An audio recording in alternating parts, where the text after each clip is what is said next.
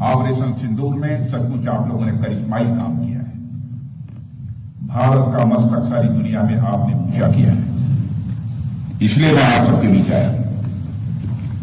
इसलिए ऑपरेशन सिंदूर के दौरान जो हमारे सैनिक अथवा हमारे सिविलियन जो भी शहीद हुए हैं, मैं सबको नमन करता हूं, और जो हमारे बहादुर जवान घायल हुए हैं उनके शीघ्र स्वस्थ होने की भी मैं ईश्वर से मैं कामना करता हूं।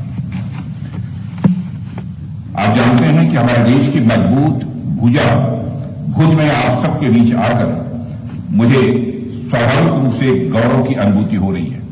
और यह भुज 1965 में पाकिस्तान के खिलाफ हमारी जीत का भी साक्षी रहा है, और यह भुज 1971 में पाकिस्तान के खिलाफ हमारी जीत का भी यह साक्षी रहा है।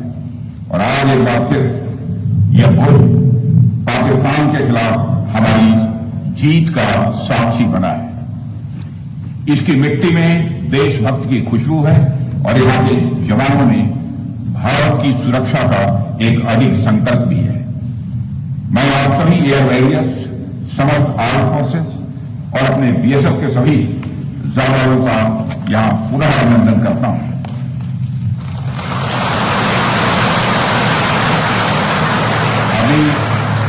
अभी कल ही मैं श्रीनगर में सेना के अपने वीर जवानों से मिलकर लौटा हूं, और आज मुझे आपके बीच आने का यहां अवसर मिला।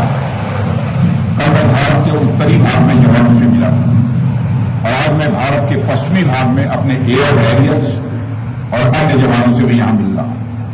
दोनों ही फ्रंट पर हाई एनर्जी और हाई जोश देखकर सच्चाई है कि मैं स्वयं को अपने को उत्साहित महसूस कर रहा हूं, और आशा हूं कि भारत की सीमाएं आप सभी के मजबूत भुजाओं से पूरी तरह से सुरक्षित है।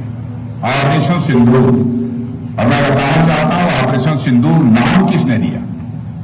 ऑपरेशन सिंदूर का नाम हमारे देश के यशस्वी प्रधानमंत्री आदरणीय नरेंद्र मोदी ने दिया, जो इसी जापान की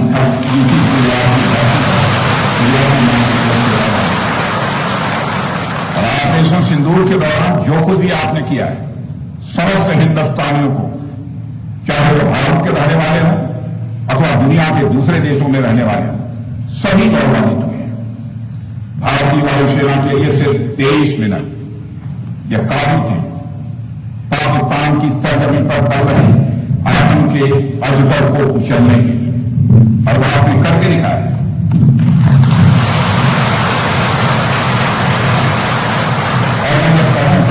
यह कहना गलत नहीं होगा, जितनी देर में लोग नाश्ता पानी निपटाते हैं उतनी देर में आपने दुश्मनों को निपटा दिया।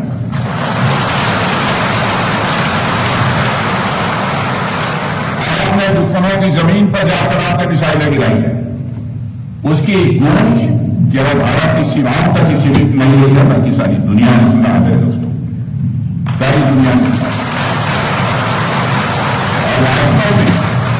और वास्तव में वह गूंज सिर्फ मिसाइल्स की नहीं थी, वह गूंज थी आपके शौर्य की और भारत के सेना के जवानों के पराक्रम। ऑपरेशन सिंदूर में भारतीय वायुसेना ने जो प्रभावी भूमिका निभाई है, उसकी सराहना इस देश में ही नहीं बल्कि दुनिया के दूसरे देशों में भी हो रही है।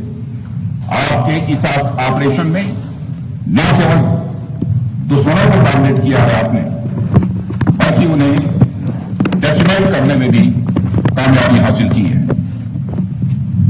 आतंकवाद के खिलाफ चलाए गए इस अभियान को नेतृत्व हमारी एयरफोर्स ने किया, और हमारी एयरफोर्स एक ऐसी स्काई फोर्स है जिसने अपने शौर्य, पराक्रम और प्रताप से आसमान की नई और बुलंद ऊंचाइयों को भी छू लिया है। मैं चीफ एयर मार्शल एपीसी के लिए मैं बधाई देना चाहता हूं, उनके पूरे अफसर, उनके पूरे टीम, उनके सारे जवानों को भी मैं बधाई देता हूं। और साथियों, कोई छोटी बात नहीं है कि हमारी एयरफोर्स की पहुंच पाकिस्तान के हर कोने तक है, और यह बात पूरी तरह से साबित हो चुकी है तो हमारी तीनों फोर्सेस की, लेकिन आज एयरबेस पर आया इसलिए मैं इसकी चर्चा कर रहा हूं। स्थिति यह है कि भारत के फाइटर प्लेन बिना सरहद पार किए ही यहीं से उनके हर कोने तक सीधा प्रहार करने में पूरी तरह से सक्षम है। और पूरी दुनिया ने देख लिया है कि कैसे आपने पाकिस्तान की धरती पर मौजूद आतंकवाद के 9 ठिकानों को ध्वस्त कर दिया। बाद में की गई कार्रवाई में उनके अनेक एयरबेस भी तबाह कर दी गए।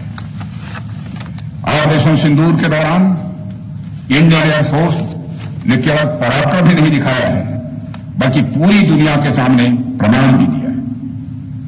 प्रमाण इस बात का कि अब भारत की युद्ध नीति और टेक्नोलॉजी यानी तकनीक भी दोनों बदल चुकी है। आपने प्रधानमंत्री मोदी जी के नेतृत्व में नया भारत का संदेश पूरी दुनिया तक इस बार पहुंचा दिया है।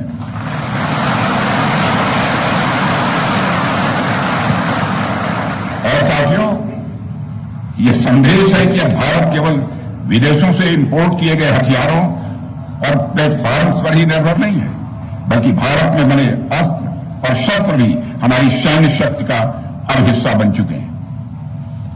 अब भारत में बने और भारतीय हथियारों से बने हथियार भी अचूक और अभेद्य हैं। यह पूरे विश्व ने देख लिया है। ब्रह्मोस मिसाइल की ताकत को तो पाकिस्तान ने खुद स्वीकार कर लिया है। हमारे देश में कहावत काफी पुरानी है और वह है दिन में तारे दिखना।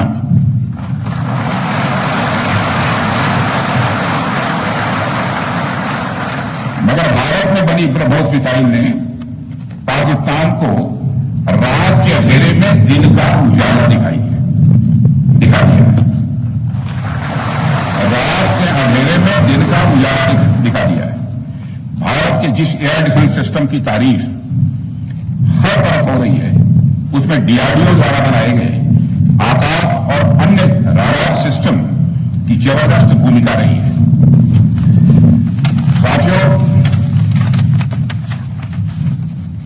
कई स्थानों पर हमारे नागरिक दुश्मन के ड्रोन आते देख भाग नहीं रहे थे, बल्कि हमारे एयर डिफेंस सिस्टम के हाथों उनको मार गिराने की वीडियो बना रहे थे।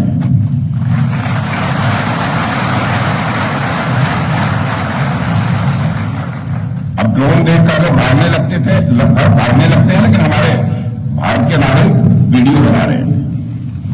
साथियों, आपने पाकिस्तान में मौजूद टेरर इंफ्रास्ट्रक्चर के खिलाफ प्रभावी कार्रवाई की है, मगर पाकिस्तान फिर से इस कोशिश में लग गया है कि ध्वस्त हुए आतंकी ढांचे को फिर से खड़ा किया जाए।